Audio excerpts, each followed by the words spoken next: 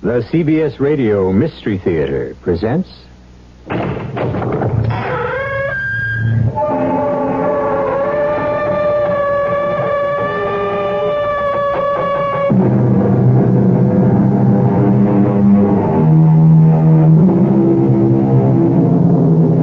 in. Welcome. I'm E.G. Marshall. We've all had the experience of meeting someone who bears a remarkable resemblance to someone else. In a country peopled by 220 million individuals, is it possible that someone, somewhere, is your double? Not just someone who looks like you, but a complete and exact double? Susan Hollis can answer that question better than I. I was waiting for the light to change at 5th and 49th when it began.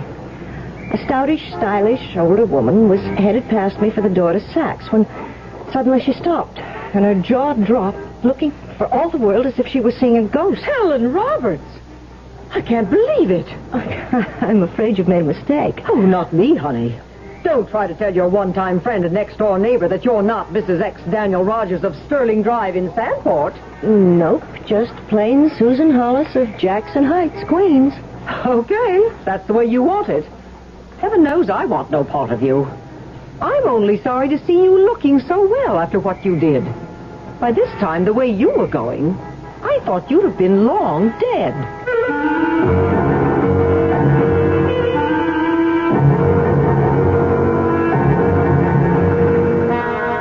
Our mystery drama, Double Exposure, was written especially for the Mystery Theater by Ian Martin and stars Kim Hunter. It is sponsored in part by Anheuser-Busch Incorporated, Brewers of Budweiser, and Buick Motor Division. I'll be back shortly with Act One. You've seen the Budweiser commercials on television, and maybe you've wondered how long people have been putting that famous Bud label on things. Well, not as long as the brewers of Bud have been putting things on the label. Things like a list of Bud's most important ingredients. Quote, brewed by our original process from the choicest hops, rice, and best barley malt. And things like the following statement. This is the famous Budweiser beer. We know of no brand produced by any other brewer which costs so much to brew and age. Our exclusive Beechwood aging produces a taste, a smoothness, and a drinkability you'll find in no other beer at any price. Unquote. Yes, brewing beer right does make a difference. Read the Bud label. Taste the king of beers, and you'll agree, when you say Budweiser, you've said it all. Anheuser-Busch, St. Louis. Remember when you were a kid and how neat it felt to come into a warm and secure home after school or after playing in the rain? And you probably thought that when you grew up, you'd want your own home to feel that same way. Well, time has taken you into a home and a family, but that feeling that you and your home long for seems to be missing. Well, Kay and Bill Evans have a simple solution. Drapery's Unique, the home of distinctive custom decor in Keystone Park. Choose exciting wallpaper for the kitchen. Give warmth to the den by the addition of woven wood shades, of which Drapery's Unique has the Southwest's largest selection. Or make the living room more livable with custom draperies available in over 6,000 different fabrics. And right now couldn't be a better time to give your home that feeling by taking advantage of Labor Less Savings, now until September 15th. 50% savings on labor and 25% savings on lining for custom draperies. Once again, 10-day delivery available at Drapery's Unique in the Keystone Park Shopping Center.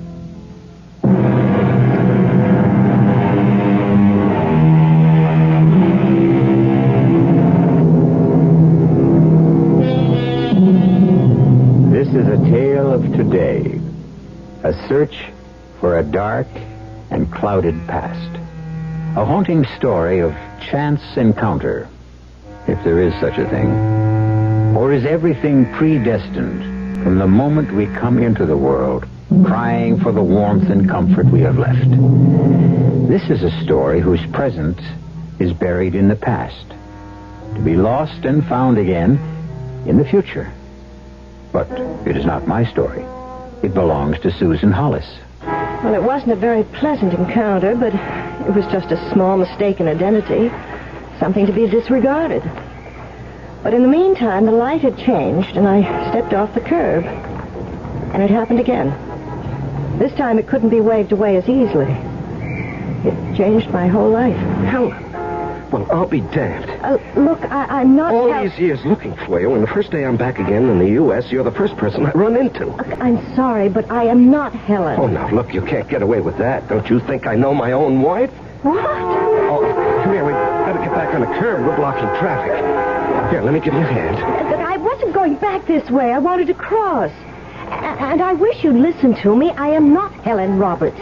And I'm certainly not your wife. Well, technically, of course, the Roberts is out.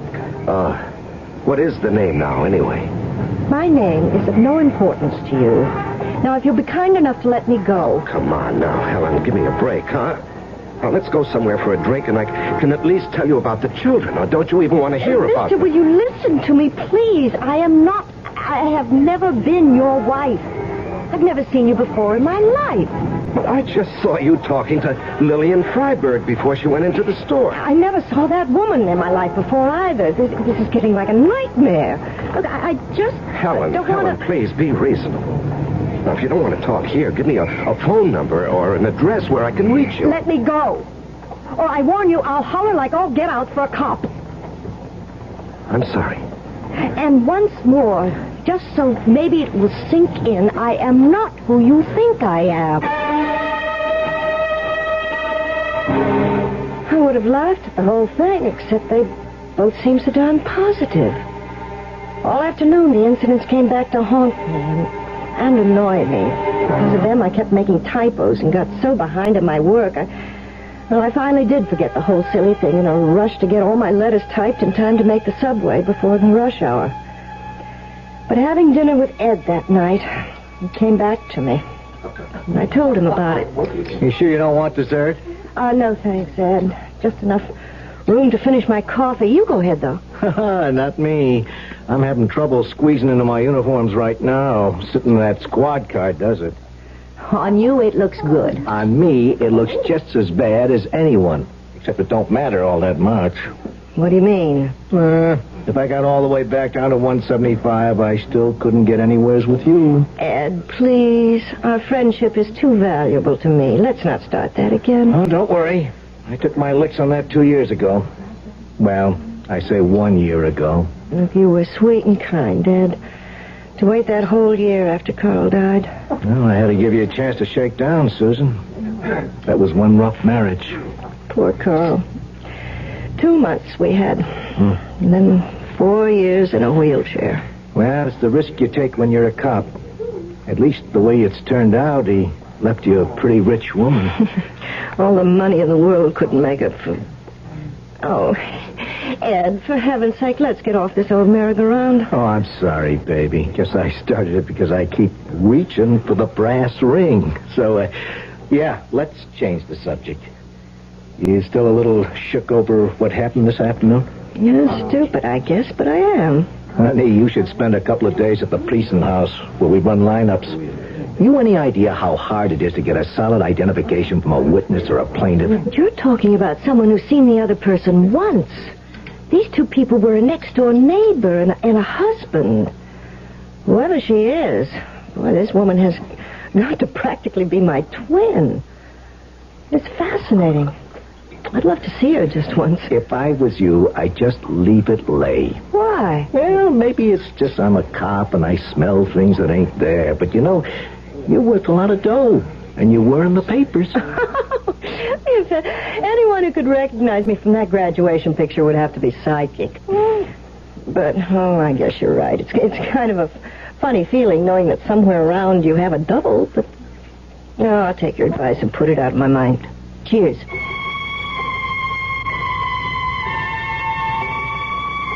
I wasn't going to be allowed to forget it. Ed drove me home to that sad, ugly bottom floor of a two-family house which had held so many years of unhappiness for me. Hello? Good evening. Is this Susan Hollis? Yes. Who's talking, please? Now, please don't be alarmed, and please don't hang up. It's Dan Roberts. Who? You're the man who stopped you on the street today at lunchtime on 5th Avenue, remember? how did you find my phone number? Oh, the way the visiting fireman always forgets to do. I looked in the phone book. But how did you know what book to... And how did you know my real name? If it is your real name. It is. I have a good mind to report you to the police. Why, you must have been following me. Now, please, Miss... or Mrs. Hollis, or whoever you are, I'm a consulting engineer, not a private eye. And how did you know how to find me? Well, I saw you bump into Lillian Freiberg just before I caught up with you. I followed her into the department store, naturally, and asked her if you'd given her the same story as me, and she said yes, that you'd claimed to be a Susan Hollis from Queens. Which now you know I am. So that ends Helen, it. I mean, Miss, or is it Mrs. Hollis? I don't think that's any of your business. All right, then, Susan, for want of something more polite, please. I want to see you again. I want to talk to you. Well, I don't. I want you to stop bothering me. It's not for me. It's for two little girls named Kim and Jenny. Don't they mean anything to you? No, of course they don't. Now, damn it, Helen, what kind of a mother... Please, forgive me. I wish I could make you understand, but if you really are who you... Well, you couldn't be. But I've got to see you again, Miss Hollis, or whatever your name is. Look, oh, for heaven's sakes, if it'll make you talk in sentences instead of gibberish, it's Mrs. Hollis. You're married. My husband is dead. I'm sorry. So am I. Now, may we say No, goodbye? I beg you, I plead with you. There are things I want to say to you, to explain. I can't do it over the phone. Can we meet again? May I meet you for lunch tomorrow at say, the Palm Room at the Park Plaza? You know, you're the most persistent man I've ever met. And I'm really not a prude, but I don't like pickups. I really don't see how you can get in much trouble at the Palm Room, do you? Well, it's a little outside my normal stamping grounds, but... Well, okay. But I'm a working girl, and my lunch hour is limited. Can we make it at 12:30 sharp? The coldness in my voice as I hung up was more than anything to cover the excitement I couldn't help feeling. I'd never been to the Palm Room. Also, I was intrigued. Intrigued by the mystery of the whole thing. Yes, admit it, Susan. Intrigued by his voice. And my memory of a very handsome man that unexpectedly I was about to meet again. Well, here's to better reacquaintance. I'll just draft to acquaintance. Buy that? With pleasure. Now, I'm afraid I'm going to have to do quite a bit of talking. Well, I'm a good listener. Now, where to begin? Well... Do you have every credit card in that wallet? Well, most. When you travel as much as I do. Oh, here we are. Of course, these photographs were taken 7 years ago, but who would you say that woman is? Well, it isn't me, of course, but it could be. Oh, Lord, it could be. Helen, I suppose. Uh-huh. That's Helen. And these? Oh, how adorable. You, don't recognize them? No. I suppose these are your daughters. Yes. Well, they've changed quite a bit in 6 years, of course. But then, they looked like this. Well, the baby, it's difficult to tell. Well, she wasn't quite a year old, but Jenny... Oh, yes. Even then, quite a little lady. 3 years old. The day my wife walked out. Mr. Roberts, if you Just a moment. Now I will do the talking. A consulting engineer with a large firm has to do a great deal of traveling, particularly in his first years with the firm. Well, in the 5 years we were married, I was well aware of the fact that I was gone to Europe, to the Far East, South America, wherever I was sent for over half the time. Now, it's unfair leaving a young wife and later a mother alone for long periods of time in a suburban area, but, well, that was the nature of my job. And then came that terrible day I came back from Brazil. I was tired. The plane was way overdue, and I came home to an empty house. Empty except for this. Oh, I really... Read it, please. Dan, I'm getting out just before you get home. I couldn't face it. It's all over. I'm going away and I won't be back. I guess it doesn't do much good to say I'm sorry. Helen. P.S. I'm leaving the kids. They'll be better off with you. And she dropped completely out of sight. Oh, I was mad at first. I made no attempt to trace her. I had to go to England on a job, so I sold the house and took the kids with me. They're still there. Except now I'm home again and looking for somewhere to bring them back to. And Helen? And Helen. With no luck till yesterday. But I'm not Helen. I'm someone else. However, I know a lot of policemen. Maybe I can help. What was the date she disappeared? April 14th, 1968. What? Is something wrong? What is it?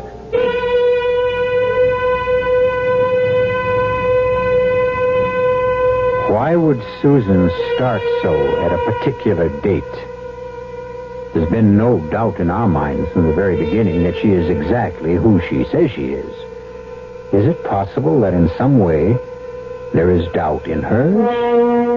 But as I said, this is Susan's story, so we'll let her tell the rest of it when I return shortly with Act 2. Excuse me, sir, but do you know what happens this time of year? Right on, pal. I happen to know that right about now a freak blizzard falls on Dumont, New Jersey, and they're snowed in for the rest of the summer. Happens every year. Nope.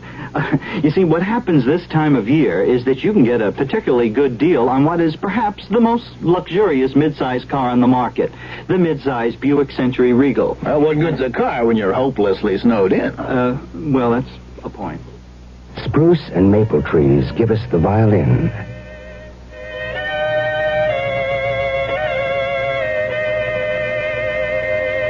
And if we don't stop burning them down, we'll have a little less music. We'll also have a little less lumber, a little less paper, a little less rayon, a little less alcohol, a little less maple syrup, a little less printing ink, a little less turpentine. A public service Charcoal. on behalf of the Forest Service, State Foresters, and the Ad Council. Morning, Mr. Green. Say, haven't seen this big car in a spell. Nowadays, Caleb, we use our small car mostly. You know, this big engine might not be getting the exercise it needs. Exercise? Yup, to get rid of harmful engine deposits. Make sure you're using Quaker State motor oil. It's fortified to fight deposit buildup. Is Quaker State still available most places? Yup, but people need it now more than ever. Quaker State your car to keep it running, yeah.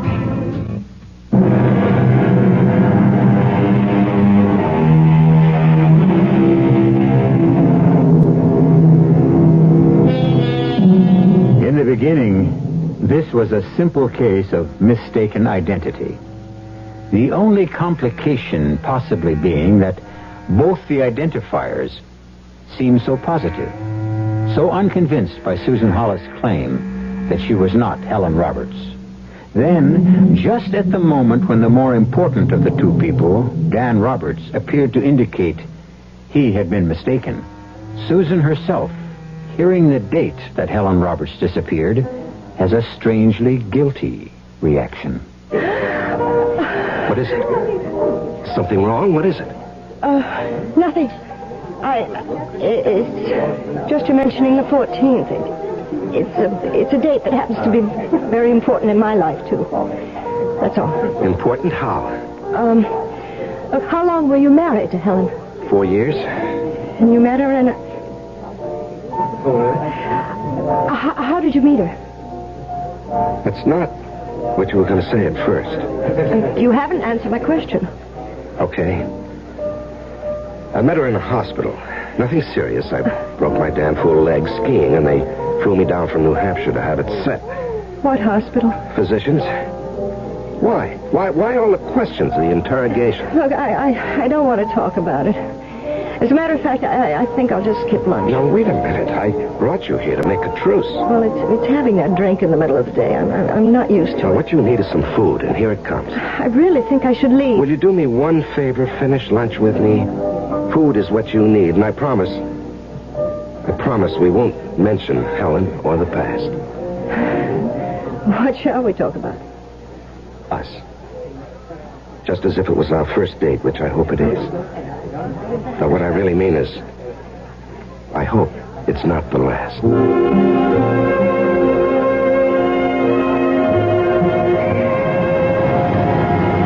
Thank you for the palm room. And I have to confess that's really what lured me into accepting your invitation. Oh? Where would you like to go next time? Oh, well, I'm not sure there should be a next time. Well, why? Haven't I told you I'm ready to believe you're exactly who you are, Susan Hollis? Yes?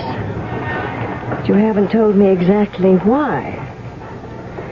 Well, I'm afraid I was desperate enough to engage in some skullduggery. Like what? I stooped to snoop. You see, I went out to Jackson Heights and your neighborhood this morning, and by posing as a survey taker, I got quite a bit of information about you from the butcher, the baker, your landlord, and so on. Well, I think you had one hell of a nerve. What did you find out? Just that you are Mrs. Hollis, that your husband was a policeman, and that while going to the aid of an old lady who was being mugged, he was shot in the back, in the spine, to be exact, by the mugger's accomplice, and that he spent the rest of his life almost completely paralyzed. I'm sorry, Susan. I want somehow to make up some of it to you. Why? Well, it's too complicated and too intimate to be talked about here and now. Look, this is my building anyway. And I'm already late getting back. Goodbye, Dad. Please, Susan. Look, I don't know what I'm getting into. Nothing you'll be sorry for, believe me. How can you convince me of that? How can I convince... All right, I'll make a bargain with you, Dan. I accept without hearing the terms. Don't call me or come to my house. I'll call you within the next 3 days, I promise. Just give me your number where I can reach you.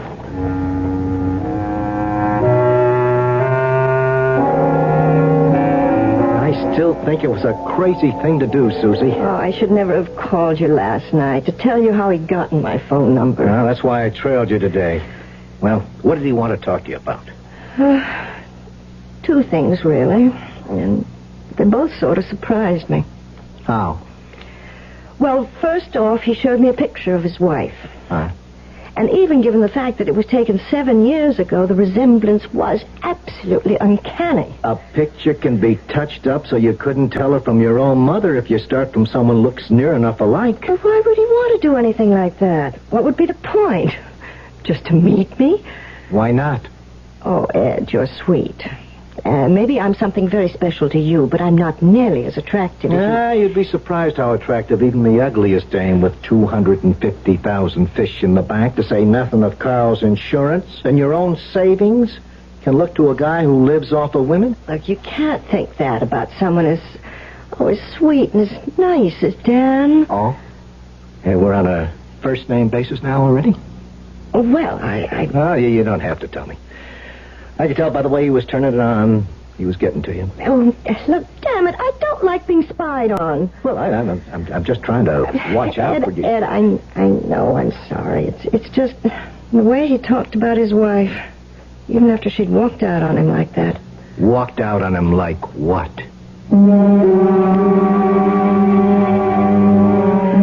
I sat down on the couch with Ed and told him everything that had happened. Everything except one thing, of course. He was a good listener.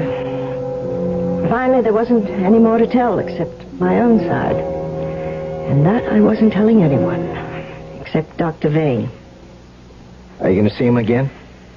I don't know. If we do see each other, I'll be the one to decide. And if I do, I don't want to be followed. I'm going to make you mad, Susie. But till your Mr. Dan Roberts checks out A-OK with me, I'm keeping my big nose in this. Oh, Ed, you don't have to worry about me and fortune hunters. That money that Mrs. Westingate left to Carl when she died is in escrow. I'll never touch it. It was to make up for Carl being hurt and saving her from the mugging. It isn't my money. It's only being held till the lawyers and I decide on the best charity for it to go to. Your Mr. Roberts doesn't know that. So the next time I see him, if I ever do, somehow I'll try to let him know. You want to see him again, don't you, Susie? Yes. You really go for him in a big way, huh? I didn't say that. I've seen you hurt so bad once through nobody's fault. I wouldn't ever want to see you hurt again. Well, I'm sure Dan would never do anything like that. How can you be sure? Why did his wife run out on him? Where did she go? How come she dropped out of sight like a stone in a pond? Where is this Helen Roberts, if there ever really was one? There's a million questions to be asked, Susie. And what's more, answered. Look, they can all wait, Ed. There's one of my own that has to be answered first.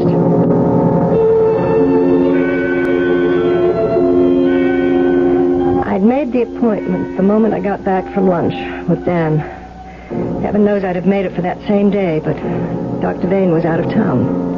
It had to be tomorrow. Oh, how I wished it could have been my sweet old Dr. Chandler who treated me for the accident, but that dear, good benefactor was over 9 years dead.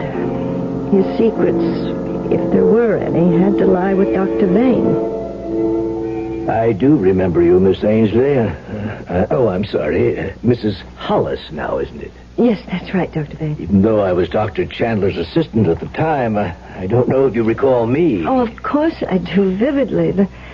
Those were the days when I knew who so few people were, including myself. Terrifying thing, amnesia. Fortunately, yours was very short-lived. Well, I hope it was. I thought it was then. Does that mean you think you've been blanking out recently again? No, I mean, not exactly. What I really want to make sure of is... Is what, Mrs. Hollis? Is whether the results of that whack on the head I got were ever really cleared up. I mean, maybe Dr. Chandler's the only one who really could have told me. I don't know if you have the facts to answer me. I just pray to God you have. Well, we keep a record on all patients. Yours may take a little while to dig back to. Excuse me a moment.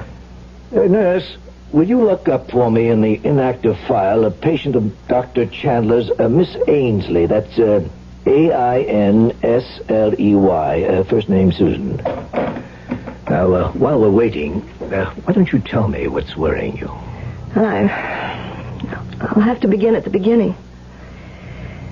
I was 17 in 1964, fresh out of high school, and fresh out of Nebraska, arriving in the city, the big one, the only one where every dream comes true.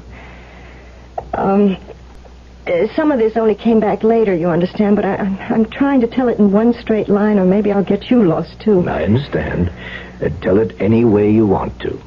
Well, my mother died when I was 15, and I'd been sort of keeping house for Pop. Just the two of us. Then he died, just after my graduation, and that was the end of my family. By the time I settled up everything and buried him, there was less than $1,000. I had to get away. So I paid my bus fare, kept $20 or $30 in my handbag, and stuffed the rest in my bra. That, with 2 big suitcases, were all I had. I could hardly lift them. New York, when I got there, was freezing cold, and there was black ice on the streets. Coming out of the bus terminal, I slipped and fell. Hit my head. When I came to, I was in Bellevue Hospital. A lucky thing you had those suitcases.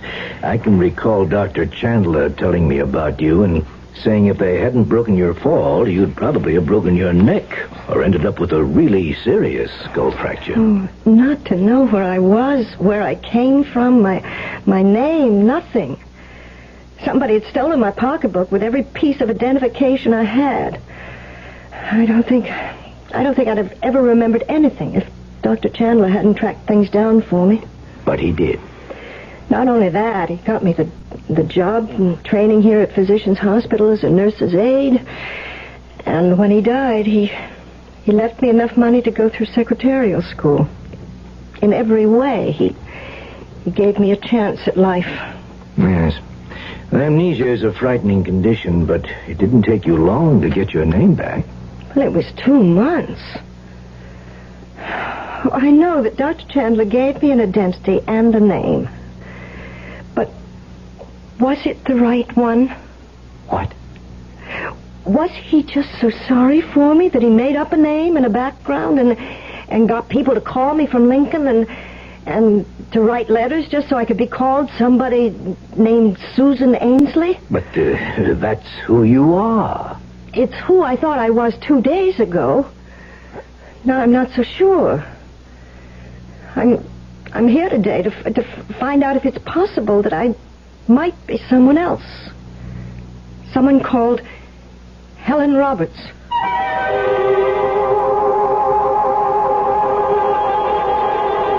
Surprised? Or as is usual with good listeners, were you already ahead in this story as it unfolds, and at least half suspected this might be the case? Well, it will be up to the lady herself to tell you that when we return shortly with Act 3. Who knows how to help you solve your shopping problems? Your Better Business Bureau knows. I saw this perfectly darling mirror in the showroom, so I bought it. But when the truck came, they delivered this thing I never saw before. Now what am I going to do? I'll tell you what to do, madam. But who are you? I'm the man from the Better Business Bureau. Now, the first thing to do is to call the store manager and tell him what happened. But in the future, when your merchandise is delivered, you should examine the item before the delivery truck leaves. And if it's to be delivered from a warehouse, have a clear understanding with the dealer that unless it is the same as the sample shown to you, you will not accept it or pay for it. Oh, thank you. Just part of my job, madam, to help people with their shopping problems. On the corner, Church's Kitchen's making golden fried chicken. Right before your eyes, always crisp, deep fried. The way chicken should be fried. Golden crisp flavor, fresh in every bite. Drop by Church's fried chicken kitchen. The golden taste of Church's comes ringing through. Chicken was made to be deep fried, so crispy it crunches when you bite into it. Well, that's what Church's does. Deep fries your chicken right before your eyes till it's golden brown and golden crispy crunchy on the outside, moist and tender on the inside. Makes your mouth water just thinking about it. So what are you waiting for? Drop by Church's on your way home and pick up a box of the Crispy Lovers chicken. Your family will love you, and so will we. Drop by Church's fried chicken kitchen. The golden taste of Church's comes ringing through. The golden taste of Church's.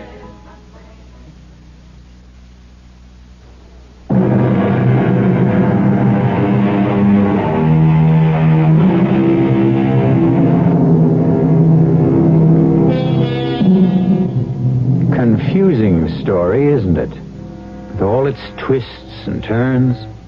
But then, that's the fault of the young lady who's telling it. Because if anything has ever exposed you in your life to sheer and sustained panic, even the threat of its returning is enough to make the strongest understand the ostrich and feel like hiding your head in the sand. Susan, or Helen, or whichever she is, seems made of stouter stuff. I went on naturally to explain about Dan and who Helen Roberts was, while the nurse came with the folder. Dr. Vane listened without interruption. When I finished, he sat back. All right, Susan. Well, that's who you are. Now it's my turn. Amnesia is not a disease. It's a symptom, a byproduct of physical or psychological shock. In your case, a good solid bang on the noggin. Now, what on earth would make you think you might be getting it again? Just because you and Helen Roberts worked as nurses' aides at physicians about the same time? No, not so much that. I should hope not. Because you were in children's ward, and she must have been in orthopedics. And you know the buildings are 5 or 6 blocks apart in this huge complex. It wasn't that so much. It was the date. The date? April 14th, 1968, the day Helen left Dan. That was the day I met Carl. Your husband? Yes. Well, I sense you're still uncertain about your identity. There are plenty of other ways to clear up, you know. I know. I just wanted to take the shortest cut. This man you met, this Dan Roberts, he rather swept you off your feet, didn't he? Yeah, I'm afraid he did. Then if you won't trust me, see your gynecologist. What? You and Carl never had any children, did you? I never had a child. Then how could you possibly be Helen Roberts, who had 2? I was out of all the dark caves and the twisting caverns and into the sunlight. And the first thing I did when I got home was ring Dan.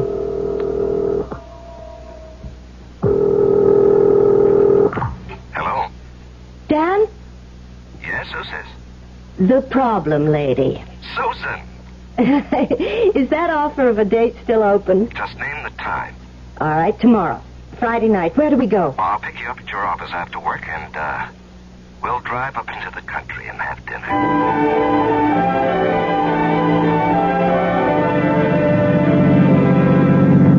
Oh, it was a heavenly evening, Dan. I haven't danced in years.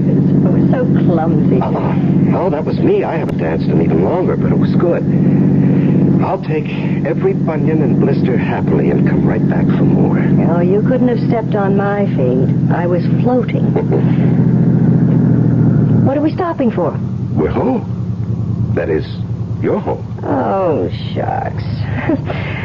Well, I'd invite you in for a nightcap, but I haven't anything. Madam, you have everything in the world. But I tell you what I'll do. I'll make a bargain. I know you're tired. I'll let you go right to bed if you promise me tomorrow. All right. What time? All the time. I meant all the tomorrows. Saturday, Sunday, Monday, Tuesday, etc., ad infinitum. I love you. I love you, and I want us together. Oh, Dan. Kiss me. Oh, Dan. Oh, Helen. Helen. Helen, you mean after all my long explanations this evening, you still think I'm Helen? No, wait a minute. That just slipped out. I don't know what I think. It's just that you look so like... No, Dan, no. That tears it. Don't you see it wouldn't ever work for us? No matter who you accept me as, you'd always be seeing Helen in me. And I won't. I can't be a substitute wife and lover. Goodbye. Helen, I mean, Susan, wait. Okay, buddy, just stay in the car. Now, get out of my way. Who do you think you are? There's the shield, Mr. Detective Sergeant Benton, New York Police. You heard the lady. Goodbye. Final. Now get in the car and drive.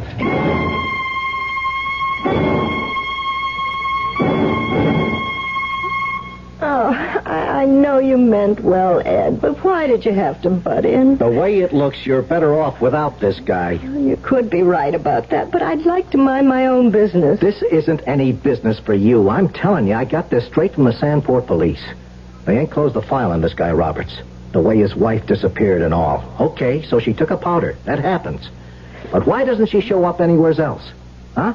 How come she never even comes back for the clothes and jewelry she left behind? Wait a minute, Ed. Are you trying to suggest that Helen is dead? He could have done away with her. Dan? Oh, don't be silly, Ed. But if she isn't alive anymore... Oh, if I just knew that. Maybe there'd be a chance for both of us. I'd made up my mind before I got rid of Ed. The picture of Mrs. Freiberg was suddenly fresh in my mind, looking at me as though she'd seen a ghost. And I knew I had to talk to her.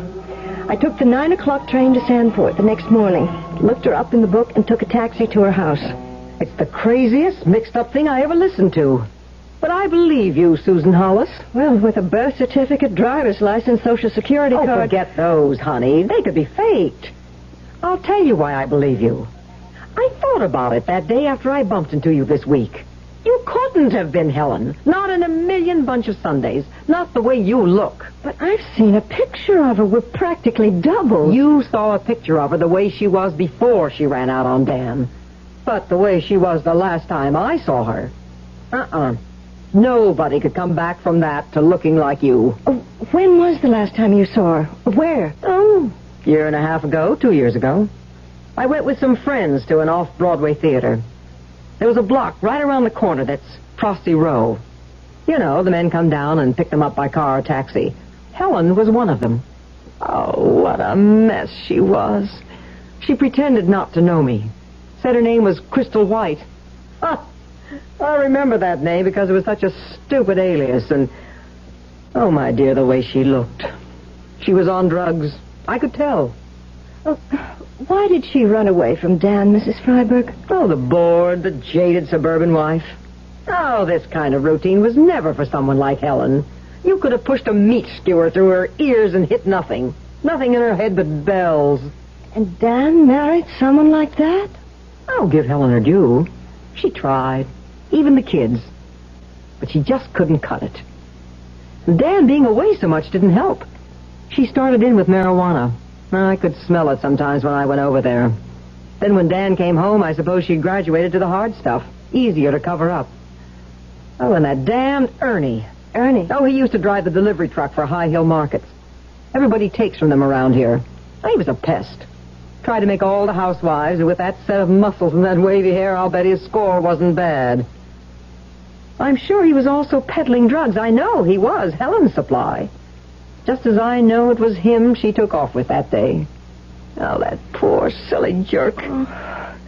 Does Dan know about this? Are you kidding? Everybody in this town loved Dan Roberts. Anybody who knew the truth about Helen, and there weren't many that did, they knew they'd get plenty from me if they let it out. You'd be surprised the goods that Lillian Freiberg has on folks in this town. I deal in real estate. But just to let Dan think she'd walked out on him and the children... The best thing that ever happened to him. And the best way to leave it. Well,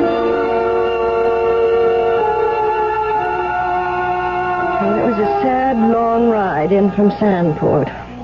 It didn't help to find Ed waiting for me in his car outside my house. Susan, I've been waiting for you over an hour and a half. Where have you been? It doesn't matter, Ed. I don't want to see anybody. That's where you're wrong. You and me are taking a ride. Hop in. I just had one. I don't want another. You want this one. You don't know it, but it's Christmas. You listen to Santa, Ed, and I'll explain while we're on the way. Doors open. Get in. All right. First off, clean bill of health on your boy, Dan Roberts. He checks out A-OK. Owe him and you an apology. Are you taking me to Dan's? No, he's on his way down where we're going in his own car. I broke the whole story to him. Now I gotta break it to you.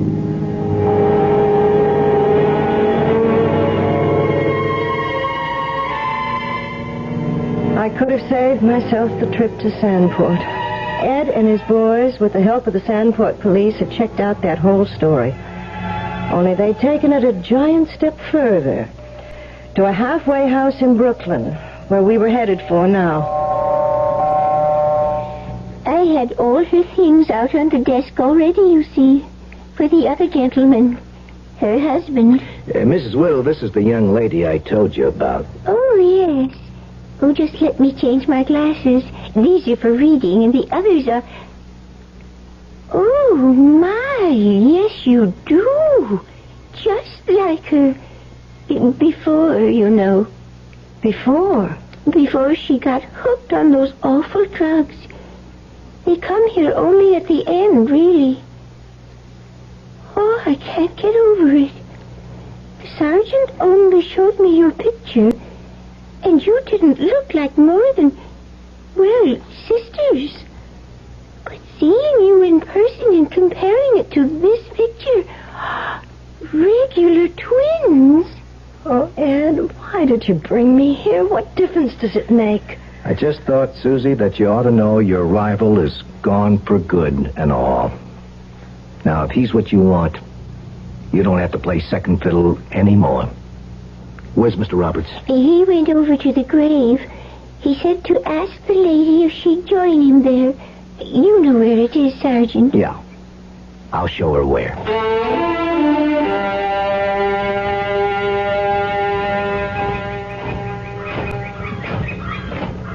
I came, Dan. Mrs. Whittle said you wanted me to. I put some flowers on the grave. It looks so bare. Oh, Dan, what can I say? Thank God. What? You can say thank God for both of us. No, I'll change that. For all of us. Poor Helen. Oh, it's a terrible gift, but the best she could have given us. Oh, Susan. There's only one name now, only one woman, and she's not Helen. I can offer you total belief now. Will you accept it? Of course, Dan. And me. You will marry me, won't you? There's nothing to stand between us now. Well, there are 2 little girls in England. Who can't wait for me to give them a mommy of their own. And I can't wait to write them to tell them I found the perfect one. Because she's so like their own? No, because she's just the opposite of their own. She's her own woman, which Helen never was. I want her to be my woman. Oh, Dan. Oh, maybe we've both come home at last. To stay, Susan. To stay.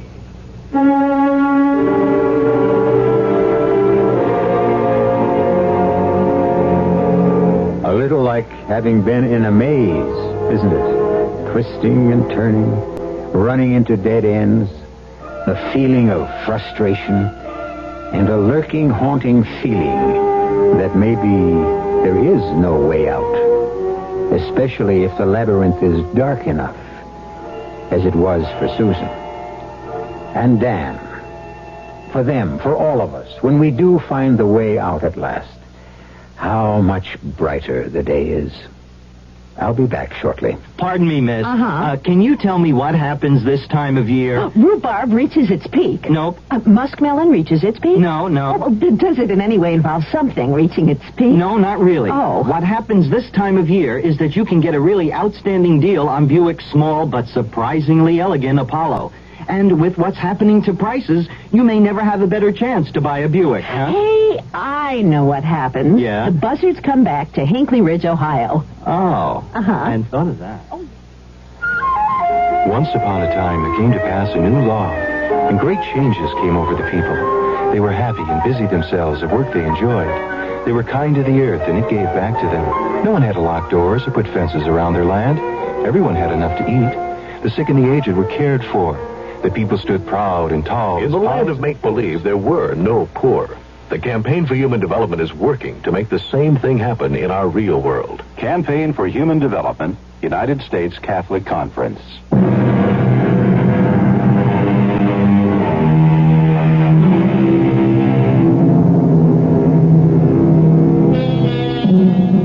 Susan Hollis is now Susan Roberts, and they do live in suburbia again. As a matter of fact, Lillian Freiberg found them the house at a steal. Living in the city would have been very expensive anyway, because there are 3 children now. Susan brought him something even more than a new marriage and a new life. A brand new son. Our cast included Kim Hunter, Larry Haynes, Joan Shea, and Sam Gray. The entire production was under the direction of Hyman Brown. Radio Mystery Theater was sponsored in part by Buick Motor Division and Anheuser-Busch Incorporated, Brewers of Budweiser. This is E.G. Marshall inviting you to return to our Mystery Theater for another adventure in the macabre. Until next time, pleasant dreams.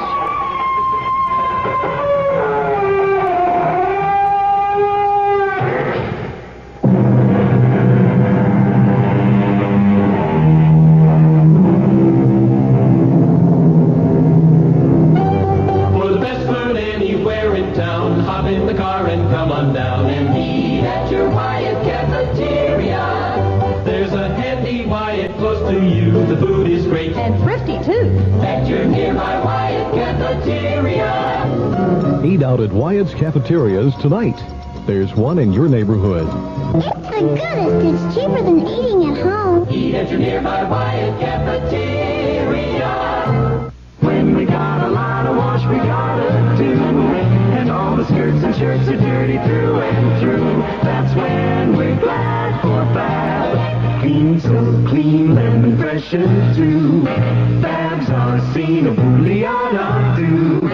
White